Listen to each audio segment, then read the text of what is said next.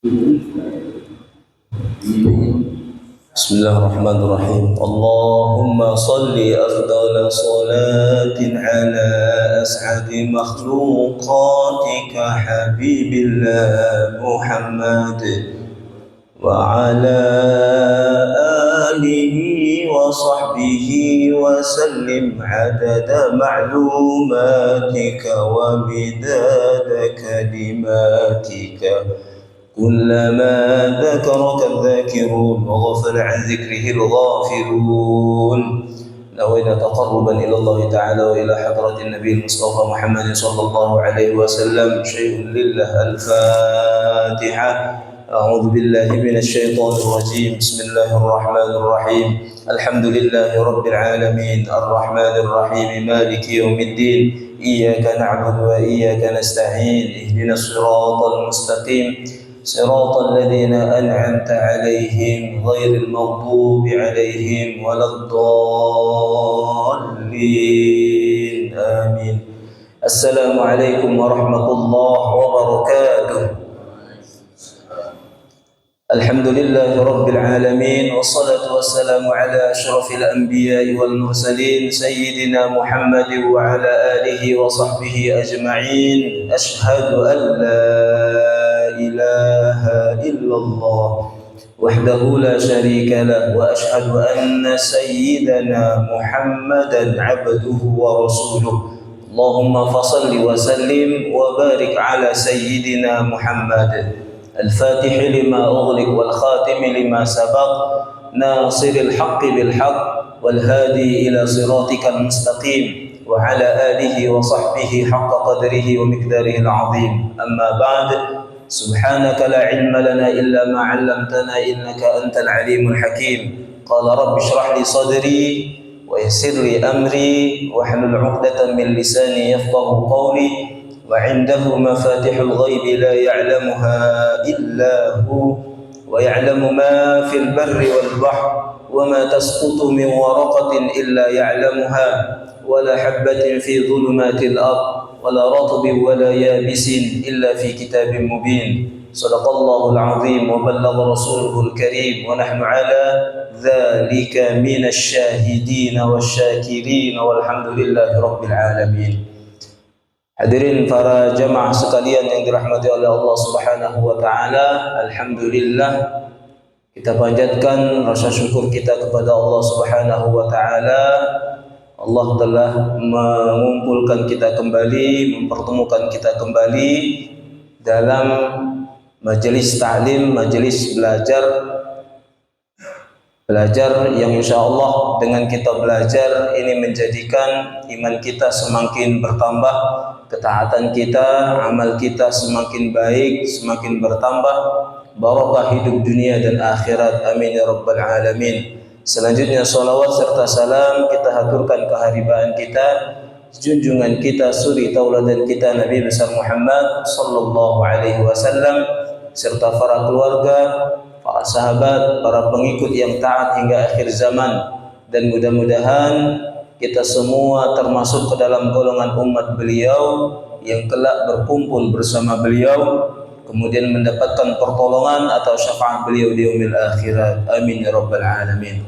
Para jamaah yang dimuliakan oleh Allah Subhanahu wa taala, kita masih ngaji kitab Sabilul Iddikar karangan Al-Imam Al-Akbar Imam Haddad, ulama dari Yaman, Hadramaut. Sabilul Iddikar ini jalan untuk berpikir, jalan untuk merenung, ngambil ibrah, ngambil pelajaran dari perjalanan hidup kita. Ternyata dalam kitab ini kembali kami ingatkan, beliau membagi perjalanan hidup kita ini, semua orang tanpa terkecuali, yang namanya manusia, bahkan semua makhluk yang bahasa Al-Quran dibebani untuk ibadah, yang diinjuk beban syariat, beban hukum, beban istilahnya itu menjalankan perintah Allah. Wa ma khalaqtul jinna wal insa illa liya'budun. Dalam tanda petik makna hamba yang dibebani hukum halal, haram, wajib, sunnah itu adalah jin dan manusia. Tidaklah aku ciptakan jin dan manusia kecuali untuk ibadah. Nah, fase ini beliau bagi menjadi 5 fase atau 5 tingkatan perjalanan semua kehidupan. Khususnya ya kita dari fase sebelum dilahirkan itu fase ruhani. Bab pertama yang kita bahas tentang manusia di alam ruh itu seperti apa. Secara iman ternyata di alam ruh kita sudah ikrar kepada Allah bahwa Allah lah Tuhan kita, dan kelak kita juga berjanji ketika diutus atau dilahirkan di bumi, di muka bumi atau di dunia, kita ini sudah berjanji akan beriman. Makanya salah satu tujuan syariat diturunkan supaya manusia menepati janji. Menepati janji. Allahumma imanan bika, ya Allah jadikan kami ini iman kepadamu. Wa tasdiqan bi kitabika, supaya membenarkan kitabmu, artinya beriman kepada kitab yang diturunkan. Wa wafa'an bi ahdika, dan wafa'an bi ahdik itu setia dengan janji atau memenuhi janjimu. Apa makna memenuhi janjimu? Janji kita atau ikrar kita di alam ruh bahwa kita akan beriman setelah lahir. Ini makna wafa'an bi ahdika wattiba'an li sunnati nabiyyika Muhammadin sallallahu alaihi wasallam, dan anugerahkan kepada kami supaya mudah mengikuti sunnahnya baginda Nabi Muhammad sallallahu alaihi wasallam. Nah, doa ini dibaca oleh baginda Nabi Muhammad sallallahu alaihi wasallam itu setiap kali tawaf di Ka'bah. Tawaf di Ka'bah, antara pertama mulai tawaf itu mulai dari rukun Hajar Aswad. Antara rukun Hajar Aswad sampai ke Maqam Ibrahim, setelah pintu Ka'bah, kemudian maju dikit di depan Ka'bah ada Maqam Ibrahim. Beliau di antara Hajar Aswad dan Maqam Ibrahim selalu mengucapkan doa ini, imanan bika wa tasdiqan bi kitabika wa wafa'an bi ahdik. Maka kata baginda Rasulullah sallallahu alaihi wasallam, ketika awal mulai tawaf itu sunnah memberi isyarat kepada Hajarul Aswad dengan ungkapan wafa'an bi ahdik atau bismillahi Allahu akbar. Kenapa? Karena janji kita di alam ruh sebelum dilahirkan, yang janji kita akan beriman ketika lahir, sebagaimana iman kita di alam ruh itu dicatat oleh Allah dalam sebuah tulisan. Itu kakek kita temukan. Nah, tulisan ini, janji ini Allah lemparkan, Allah titipkan di dalam batu Hajar Aswad. Ini secara iman, secara gaib kalau bahasa diri. Jadi semua catatan orang-orang beriman yang sudah berikrar di alam ruh, itu Allah lempar janji itu ke dalam Hajarul Aswad. Sehingga siapa orang beriman yang bertemu dengan Ka'bah, yang ketemu melintasi atau melihat Hajarul Aswad, dia diisyaratkan atau dianjurkan, disunnahkan mengucapkan ungkapan wafa'an bi ahdika, ya Allah aku telah memenuhi janjimu, dengan ungkapan bismillahi Allahu akbar. Makanya keterangan ini juga diperjelas oleh riwayat lain, hadis lain, bahwa Hajarul Aswad itu di dunia ini ya batu, tapi kata baginda Rasulullah ini adalah syuhada. Ini adalah saksi kalian yang pernah datang, pernah negur Hajarul Aswad. Siapapun yang umroh, siapapun yang haji, kemudian mereka bertawaf, pasti dimulai dengan Hajar Aswad. Dan setiap orang yang pernah memberi isyarat salam, istislam, memberi isyarat salam atau mengecup Hajarul Aswad, maka nama kita, identitas kita, semua software kita ini, makhluk, identitas kita itu terekam oleh Hajarul Aswad. Dan kelak ketika yaumul qiyamah, Hajarul Aswad akan tampil sebagai sosok makhluk ketika dihisab, ketika kita di yaumul mahsyar, itu sosok Hajarul Aswad itu tegak seperti malaikat, itu membawa catatan siapa baik orang-orang yang pernah ngecup Hajar Aswad. Apa guna beliau? Beliau menjadi saksi bahwa orang ini ya Allah benar-benar sudah beriman. Bahkan kata baginda Rasulullah, syafi'an, dia akan membawa pertolongan, syafaat bagi orang yang pernah menegur atau pernah memberi istislam, memberi salam ke Hajar Aswad. Ini alam ruh. Janji ini sudah kita lakukan di alam ruh, fase pertama sebelum kita hidup di dunia. Setelah itu, fase kehidupan berikutnya kita dilempar, kita dilahirkan. Fase dunia, hidup di dunia. Dan alam dunia itu sudah Allah atur jauh sebelum diciptakan segala alam semesta. Artinya ada aturan yang tak pacak kita elak. Mulai dari kita masuk aturan hidup lahir di dunia ini, mulai dari bayi, dari tak tahu apa-apa, mulai dari dhaif, lemah, tak berpakaian, bahkan kita nak makan baik tak pacak kalau tak disuapi. Dari nolnya hidup, sehingga berproses dari masa bayi, sebelum bayi, bahkan kita di alam janin, di alam kandungan seorang ibu. Kemudian lahirlah ke dunia, mengalami masa lemah, kemudian akan masuk ke masa kecil, akan masuk ke masa baligh, masa remaja, masa dewasa. Semua masa-masa di dunia yang kita lalui ini adalah bagian ketentuan Allah. Dan Allah tetapkan umur ila ajalin musamma. Ada yang umurnya lama, ada yang umurnya sedang, ada yang umurnya pendek. Ada yang bayi mati, ada yang anak-anak meninggal, ada yang remaja meninggal, ada yang 100 tahun, lata acak ngapo-ngapo lagi, belum juga mati kalau bahasa. Ini ketentuan Allah. Fase hidup di dunia, dan dunia ikolah yang menentukan kehidupan berikutnya lemah apa tak ada. Karena di dunia ini tempat ruhani ini itu diuji oleh Allah. Apakah kalian bersyukur atau kalian kufur? Apakah kalian beriman atau malah ingkar? Hasiban nas ayyaqulu amanna. Jangan ngira kalian mengaku iman, kata Allah, kemudian kami tinggalkan begitu saja. Ayyusraku, kemudian kami cuekkan, kami tinggalkan, tak ada kami uji. Ternyata syarat iman kepada Allah siap diuji oleh Allah. Dan bagian ujian terbesar seorang orang beriman itu adalah hidup di dunia. Ini tempatnya diuji. Huwallazi khalaqal mauta wal hayah liyabluwakum ayyukum ahsanu amala. Ini kaidah umum. Cara kita orang beriman memahami atau mengerti hakikat tentang kehidupan. Intinya hidup ini ujian. Yang nama ujian tak naruh yang lemak. Walaupun kita hidup lapang, hidup murah rizki, rizkinya luas, hakikatnya itu tuh tak lemak. Kenapa?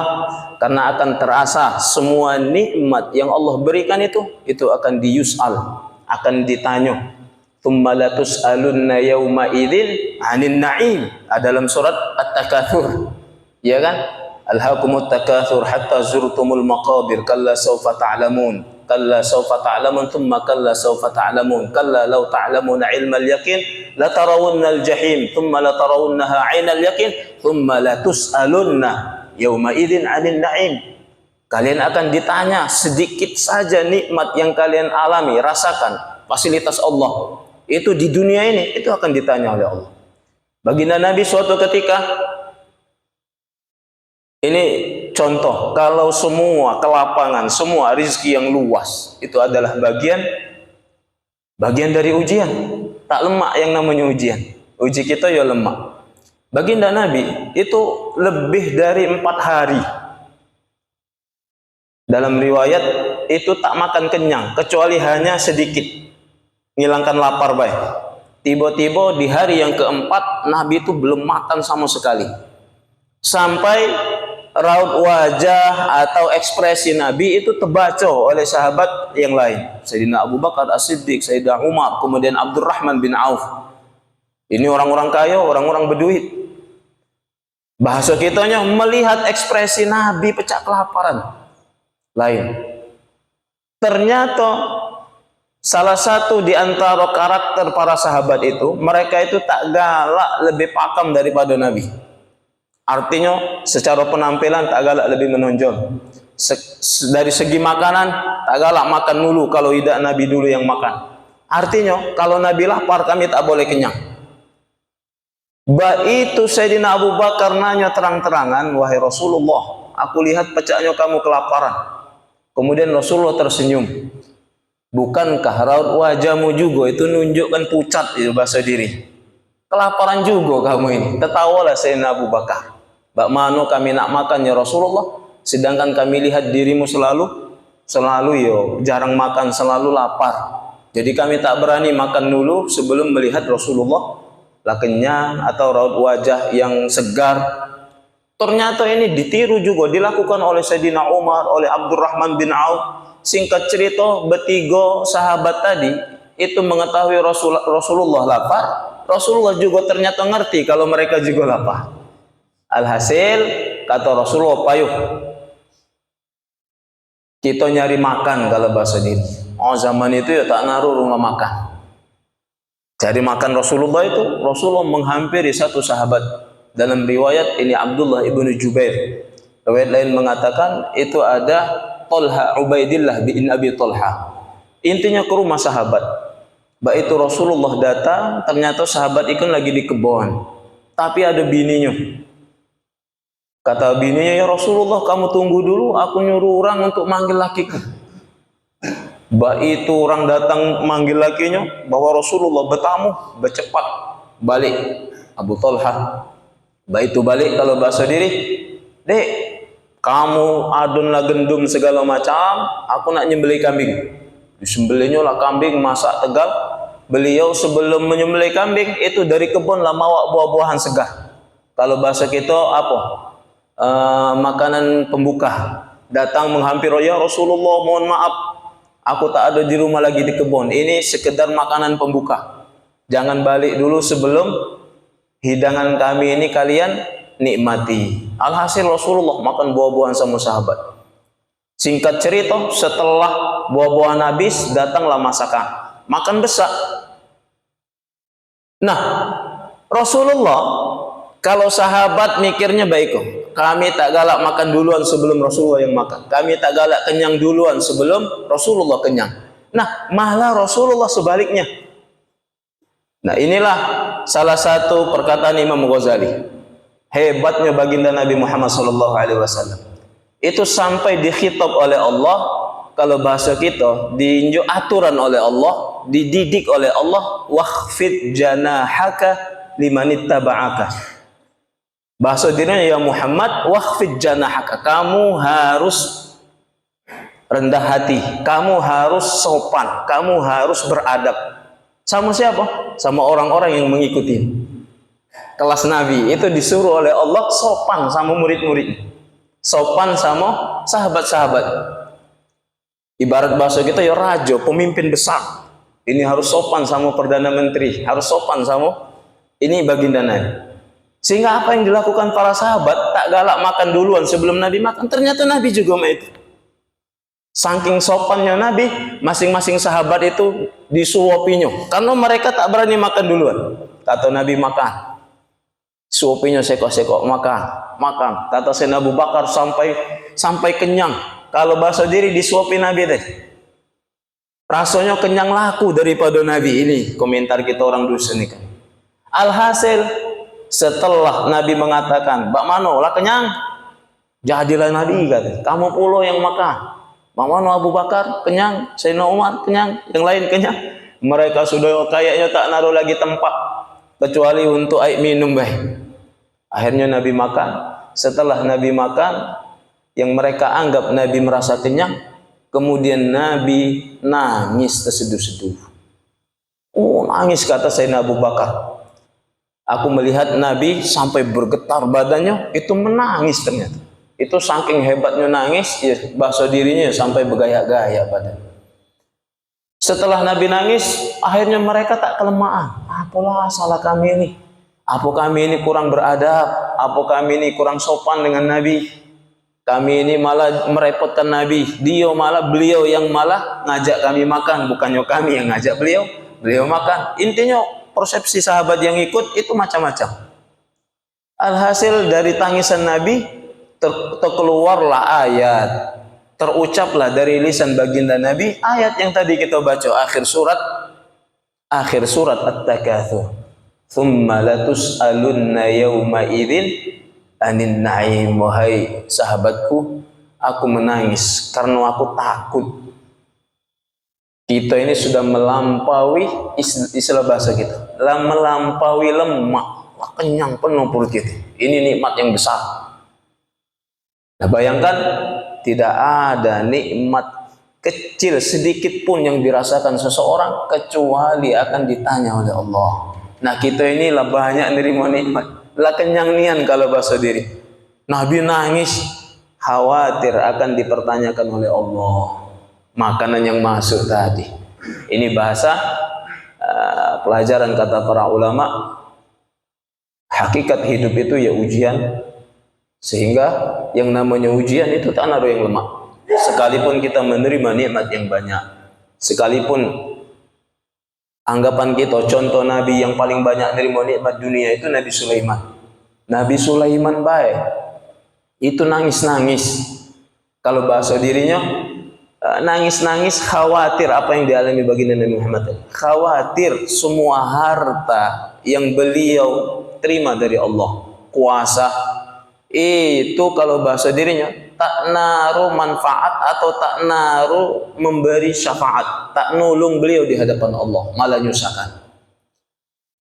Efek dari rasa takut ikolah akhirnya beliau berdoa kepada Allah, Rabbighfirli, ya Allah ampuni dosaku, wahabli mulkan la yanbaghi li ahadin min ba'di.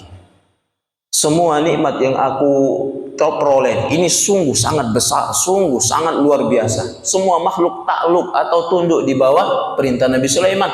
Sehingga beliau mikir takkan ada makhluk setelah saya yang mampu mengemban amanah, mengemban nikmat yang besar. Sehingga dia minta, ya Allah tutup setelah ikut tahu sanjuk nikmat ikut ni kurang lain, cukup dia aku baik. Nabi Sulaiman. Kenapa beliau berdoa baik itu? Karena beliau saja merasa tak sanggup dipertanyakan di hadapan Allah, apalagi orang setelah Nabi Sulaiman. Itulah gambaran hakikat hidup di dunia. Semua yang kita jalan ini adalah ketentuan Allah, dan semua yang kita terima dari Allah adalah bagian dari ujian. Apakah kita bersyukur atau malah kufur? Apakah kita ingat dengan Allah atau malah kita lalai untuk ingat kepada Allah? Ini hakikat dunia. Setelah mengalami fase lahir dan akan ada fase kematian, huwallazi khalaqal mauta wal hayata. Setelah mati kita akan masuk ke fase berikutnya, itulah alam kubur, alam barzakh. Dan di alam kubur ini gerbang akhirat, gerbang kiamat. Semua orang akan transit, akan singgah, akan stop di terminal ini, barzakh. Itulah fase ketiga dari kehidupan kita. Yang terakhir pembahasan kita dari alam dunia menuju alam barzakh. Di alam barzakh kita akan menuai atau merasakan apakah kita di alam akhirat mendapatkan nikmat atau malah mendapatkan petaka. Itu di alam barzakh kita sudah menerima tanda-tandanya. Makanya alam barzakh itu taman daripada taman surga, atau taman atau jurang daripada jurang neraka. Artinya yang baik di dunia akan baik di alam barzakh, yang buruk di dunia akan buruk di alam barzakh. Ini fase yang ketiga. Dan aku lihat di catatan kita belajar ini, kita sudah sampai pada fase ketiga ini. Dan akan masuk pada fase keempat. Fase keempat yaitu fase dari alam barzakh menuju alam mahsyar atau kiamat alam semesta ini. Semua makhluk itu akan dibangkitkan oleh Allah. Yaumul mahsyar, ini fase keempat. Dari tidur yang panjang itu akan bangun lagi. Maka terakhir yang kita bahas itu adalah fase yang ketiga, wa'lam anna waqta maji'us sa'ah amrun tafarradallahu ta'ala bi'ilmihi. Ujung dari fase alam barzakh, ketahuilah bahwa ujung dari waktu alam barzakh itu adalah kiamat. Jadi berakhirnya fase alam barzakh itu ketika trompet ditiup, kiamat nian. Semua makhluk mati kemudian dibangkitkan lagi. Nah, masa kebangkitan ikolah yang disebut dengan hari kebangkitan dan hari mahsyar, dikumpulkan di hadapan Allah. Hari dimintai pertanggungjawaban. Al-umrul rabi', fase yang keempat, wa huwa min hini khurujul insan min qabrihi lil ba'thi wan nusyur. dari fase manusia ada di alam kubur, kemudian keluar, dibangkitkan dari alam kubur, ila hini dukhulil ahlil jannah, kemudian dikumpulkan oleh Allah, setelah itu dimintai pertanggungjawaban sampai mereka digiring apakah ahlu surga atau ahlu neraka. Wa dzalika annahu ya'murullah azza wa jalla Israfil alaihi salam ay yanfukha fi surati an-nafkhatu tsaniyah, yang diperintahkan oleh Allah untuk meniupkan sangkakala pertama, trompet pertama itu kiamat. Kita dari kecil lemah dengar cerita kiamat. Pokoknya ada trompet, ya kan? Apalagi kalau agama dulu. Tuh kalau dengar cerita kiamat lah diam kan. Trompet pertama ya itu kita masih di alam barzakh. Kaget kiamat ditiupkan, mati galau, yang hidup itu mati galau. Setelah itu trompet kedua Israfil meniupkan, maka qala Allah Ta'ala wa nufikha fis-sur, ketika tiupan kedua itu ditiup, fa idzahum minal ajdathi ila rabbihim yansilun, ada dalam surat Yasin. Tiba-tiba semua yang sudah mati itu bangkit galau, tegak galau. Kemana? Ila rabbihim yansilun, digiring menuju Tuhan mereka untuk dimintai pertanyaan. Di ayat lain, wa qala ta'ala thumma nufikha fihi ukhra fa idzahum qiyamun yanzurun. Ini dalam surat Az-Zumar. Kemudian ditiupkan tiupan yang lain, maksudnya tiupan yang kedua. Tiba-tiba mereka tegak galau dari alam kubur, yanzurun. Itu menghadap Allah, menghadap Tuhan mereka. Wa qala ta'ala za'ama alladhina kafaru an la yub'atsu. Mereka mengira, orang-orang kafir, bahwa kita tak mungkin dibangkitkan. Tak akan pernah dibangkitkan, baranglah sudah hancur, badanlah sudah, apalagi ratusan ribu tahun yang lalu. Tapi dijawab oleh Al-Quran, qul bala wa rabbi latub'atsunna thumma latunabba'unna bima amiltum.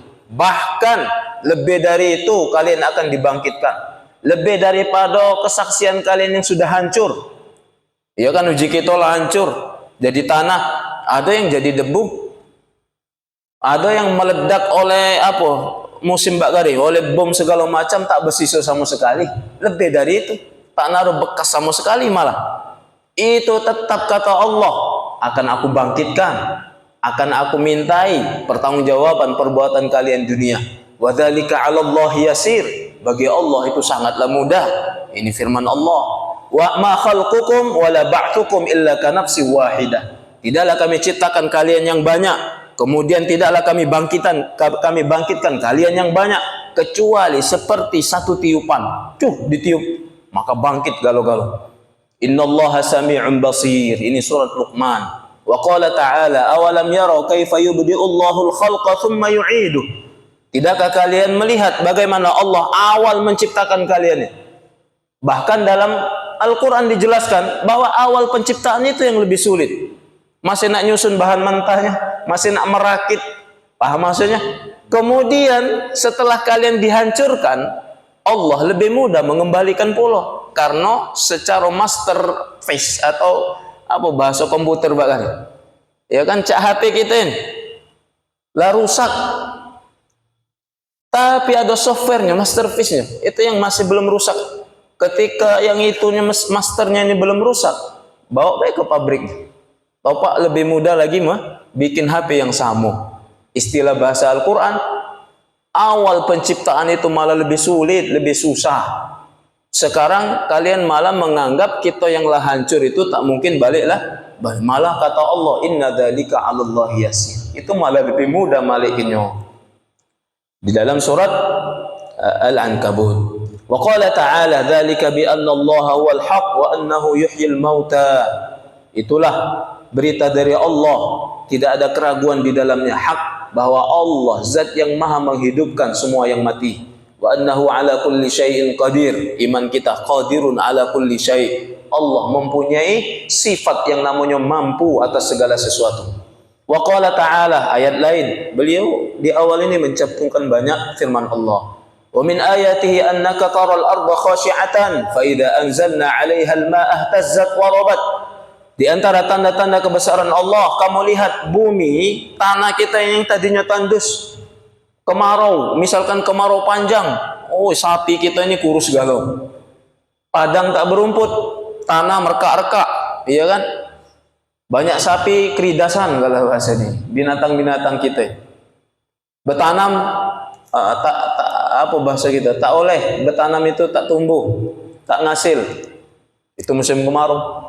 Seakan-akan kalau bahasa diri ini simbol kekeringan, simbol kematian. Tak naruh rumput, tak naruh yang hijau-hijau. Itu kemarau panjang tadi datang, hujan sejam hujan. Atau kurang dari sejam. Itu hujan rata, mulai tanah yang tandus itu menjadi hijau, rumput-rumput mulai tumbuh. Kira-kira kata Al-Quran, innalladzi ahyaha lamuhyil mauta. Seperti itulah Allah akan membangkitkan kalian. Tinggal nyiramai kalau pasal. Maka tanah-tanah yang tadi bekas jadi badan manusia itu dengan sendirinya hidup, dengan sendirinya membentuk tubuh, membentuk jasad, kemudian semuanya bangkit. Kemudian ruh-ruh yang sudah dikurung dalam trompet ditiupkan tadi itu balik ke alamatnya masing-masing, datang menghampiri rumahnya masing-masing, maksudnya jasadnya masing-masing. Ini ada dalam surat Fussilat. Wa qala ta'ala wa daraba lana mathalan wa nasiya khalqah. Ini surat Yasin. Qala man yuhyil 'idhama wa hiya ramim. Kalau bahasa Al-Quran, siapa yang akan menghidupkan tulang belulang yang sudah hancur? Qul, katakan ya Muhammad, yuhyiha alladhi ansha'aha awwala marrah. Yang akan menghidupkan itu adalah zat yang pertama kali menciptakan. Wa huwa bikulli khalqin alim. Beliaulah Tuhan yang tahu atas segala sesuatu. Ini dalil tentang hari kebangkitan. Ini cerita Yaumul Mahsyar. Kalau lama tak ngaji, mungkin kita ngaji malam ini agak panjang. Tentang hari kebangkitan. Di dalam riwayat wa an Abi Razin Al-Uqaili radhiyallahu anhu qala qultu ya Rasulullah, beliau berkata, wahai Rasulullah, kaifa yabda'ullahu al-khalqa? Bagaimana Allah memulai menciptakan? Atau wa ma ayatu dzalika fi khalqi? Apa bukti atau tanda-tanda? Tunjuk aku gambaran. Allah menciptakan makhluknya itu seperti apa? Kemudian kata Rasulullah, awama mararta biwadi qawwamaka bijafin. Dalam riwayat lain, awama mararta biwadi qawwamaka jadban. Tidakkah kau sebelum menemui aku itu melintasi satu lembah itu yang kering, lembah yang tak naruh tumbuhan. Thumma mararta bihi yahtazzu khadran.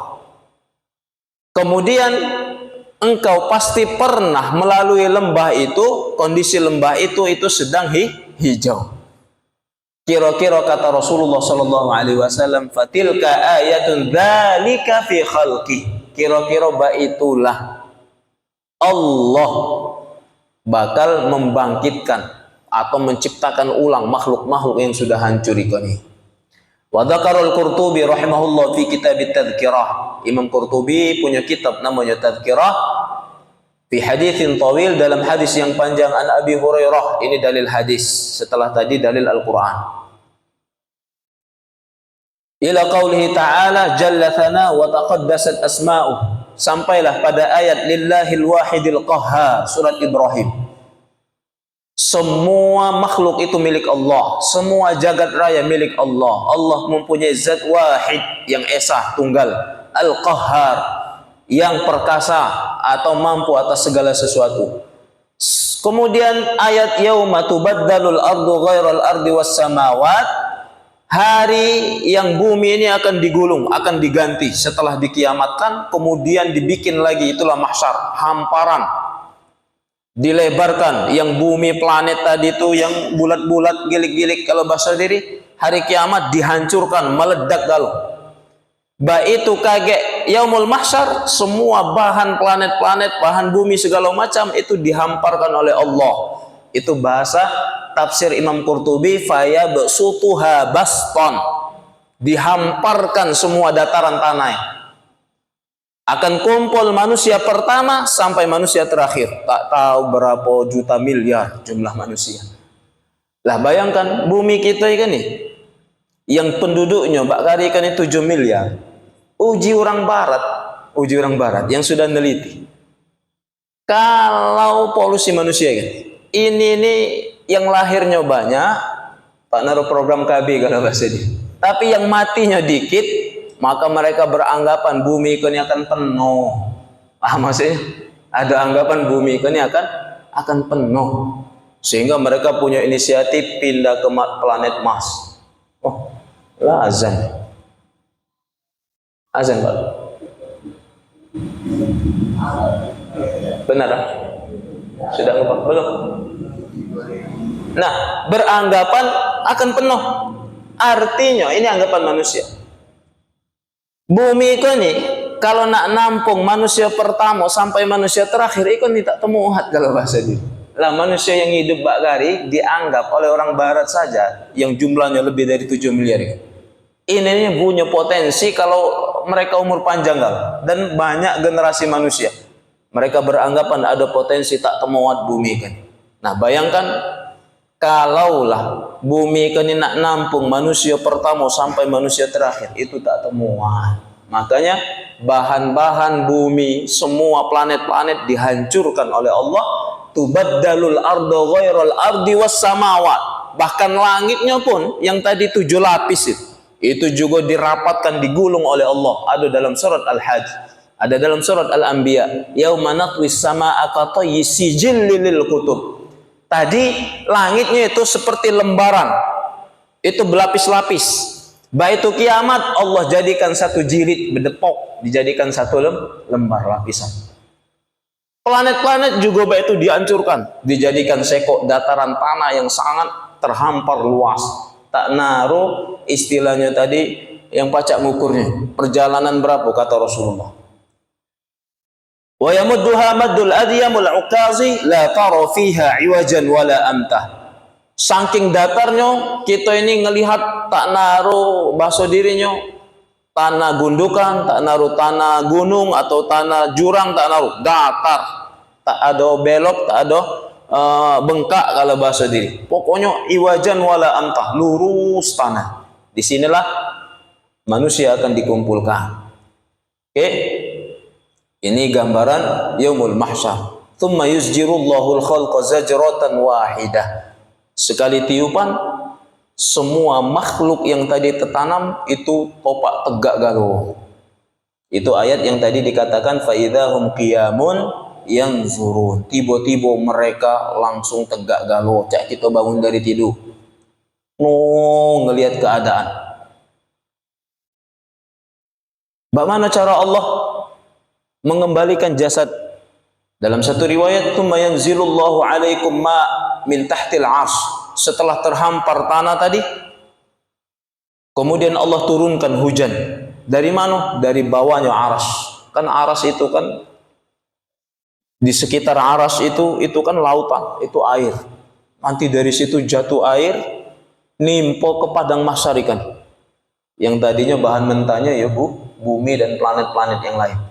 Baik itu dicampai hujan, kalau bahasa diri seperti tumbuhan yang bangkit. Kemudian tsumma ya'murullah bil ajsad. Allah perintahkan kepada jasad-jasad yang sudah terbentuk manusia ikan. Untuk apa? Untuk bangkit, kemudian ruh-ruh yang dikurung oleh Allah tadi itu ditiupkan atau digiring, diopor. Kalau bahasa kitanya transfer. Jadi masing-masing ruh yang terkurung tadi itu tepat sasaran balik ke jasad mereka masing-masing. Itu akan dimintai pertanggungjawaban. Tsumma tanshaqqul ardu ankum. Setelah ruh masuk ke jasad masing-masing, barulah tanah itu terbelah. Keluarlah manusia itu dari dalam tanah. Kata baginda Nabi, wa ana awwalu man tanshaqqul ardu an. Aku pertama manusia yang keluar dari tanah. Atau bumi pertama terbelah itu di kuburannya baginda Nabi Muhammad sallallahu alaihi wasallam. Barulah setelah itu fatakhrujuna minha syababan abna'a 33. Setelah itu maka keluarlah orang-orang yang beriman, kemudian umat Nabi Muhammad, kemudian manusia secara keseluruhan keluar. Semua orang yang keluar dari tanah ini, yang dibangkitkan ini, itu dalam kondisi kisaran umur 33 tahun. Jadi masih muda. Umuran tengah-tengah, umuran bagus-bagusnya, kondisi dibangkitkan. Walaupun dia wafat di umur 200 tahun atau wafat di umur 90 tahun, la tak naruh lagi tenaga, la tak naruh lagi kulit, dibangkitkan dalam usia 33 tahun. Kemana? Mereka digiring ila rabbihim yansilun, digiring untuk menemui Tuhan mereka. Muhti'ina ila da' yaqulul kafiruna hadha yaumun asir. Akan ada suara memanggil, kumpul ke sini, mari datang sini, digiring. Apa komentar orang kafir? Hadza yaumun asir. Ini hari yang sulit, ini hari yang mencekam, ini hari yang menakutkan. Di dalam ayat lain, dzalika yaumul khuruj.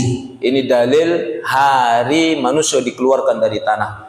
Wa hasyarnahum falam nughadir minhum ahada. Kami akan dikumpulkan, kami akan dibangkitkan. Wa hasyarnahum, kami akan bangkitkan mereka, kata Allah. Falam nughadir minhum. Satu pun di antara mereka tak naru, yang pacak lari dari pengawasan. Ibarat kita dalam mobak dibangkitkan, lah ketakutan nak diadili oleh Allah. Ai minggat baik itu, belari baik itu. Bahasa Al-Quran, falam nughadir minhum ahada. Tak pacak, jangankan nak minggat, nak noleh kiri kanan baik. Itu sudah ketahuan oleh pengetahuan Allah. Oke? Sudah? Kita lanjut insyaallah cerita ini setelah salat Isya. Syukran. Assalamualaikum warahmatullahi wabarakatuh.